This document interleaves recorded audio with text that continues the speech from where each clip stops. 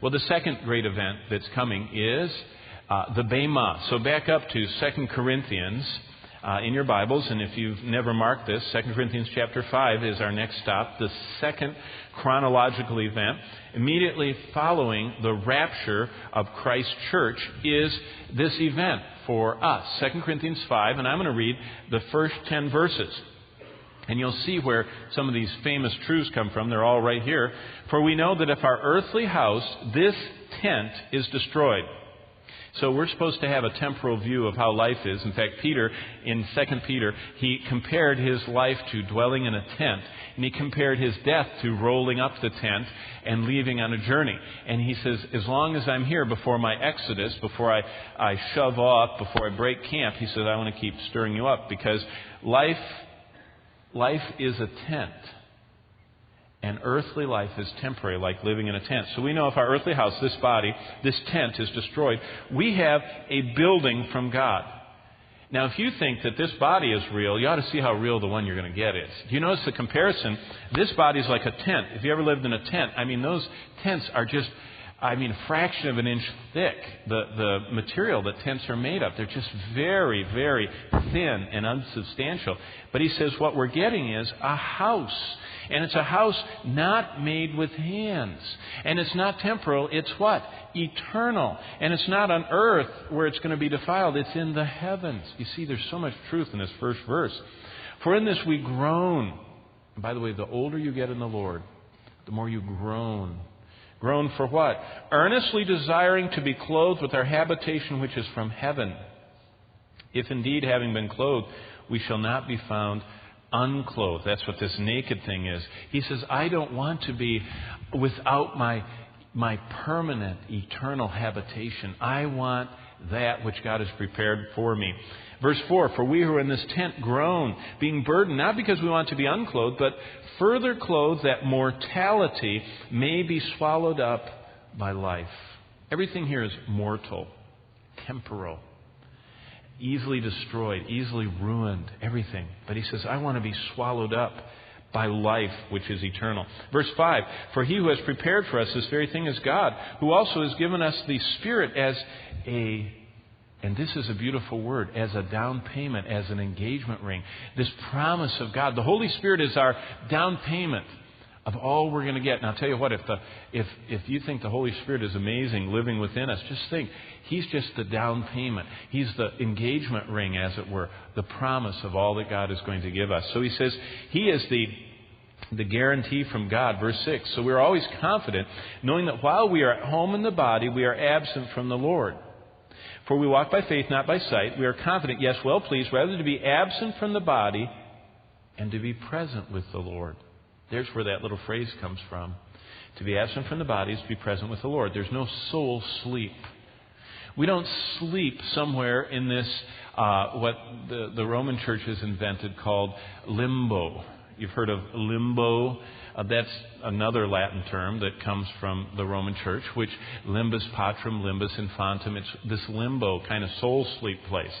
The Advent Christian Church and a lot of other churches have perpetuated this idea that when you die, you go into limbo. You go into soul sleep. No, the Bible says no soul sleep.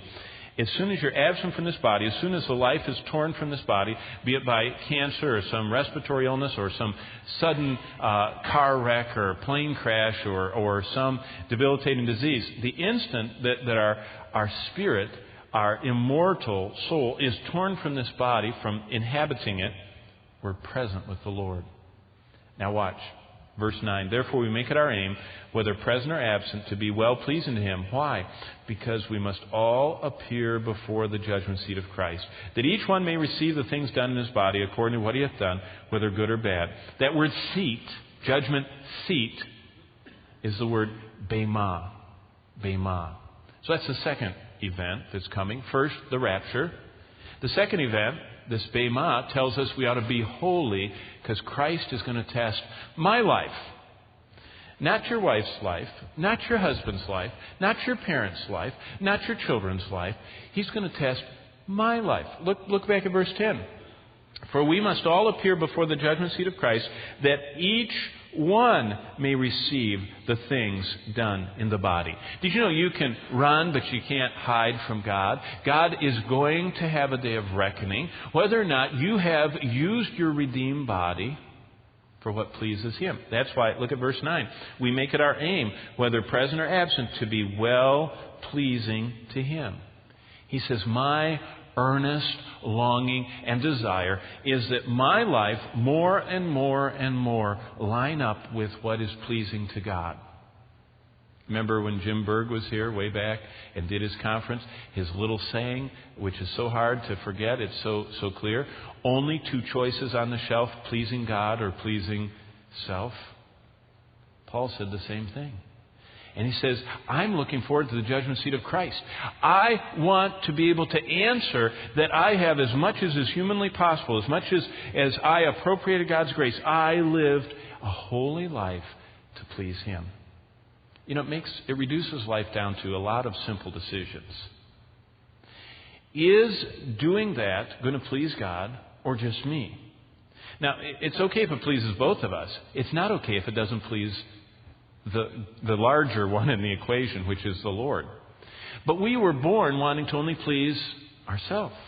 That's how we were born. We want to go our own way. We remember the child, as soon as they're old enough to do stuff, everything goes to their mouth. That's that image of everything's for me. And everything they pick up just right in that mouth. And that's just a vivid picture of our selfishness. Everything we think about, we first think about, how does it please me? And God says, when you're born from above, there's a decreasing frequency of us wanting to please me, and an increasing frequency of me saying, is that going to please you? Not my friends, not my peers. You, God. And so that's why the second response, the second prophetic event is the Bema. And I should say, I want to be holy. That should be my response. Be ready for Christ's return. But as soon as He returns, I'm going to get to stand in front of Him and answer for my whole life. I want to be holy. What does holy mean? I used to think it meant you had to have a wrinkled face, kind of gray hair, and your hair pulled back like this, like the ladies. I think some of them tightened their hair too tight, and it made their faces like that when I was growing up. You know, it was the people that came on Sunday night. Nobody young came on Sunday night. My parents made me come, but I couldn't find anybody young. It was never fun on Sunday night. It was just the old people with their hair pulled back like that, you know, that always came. And so I thought they always talked about the holy saints, and I thought it was all the ones. You know what? It isn't that. You know what holy means? It doesn't mean old, and it doesn't mean no fun, and it doesn't mean, you know, that you're against everything. It means that you are set apart. Holiness literally means set apart. I want more and more of my life set apart. Set apart for God to please Him in all that I do.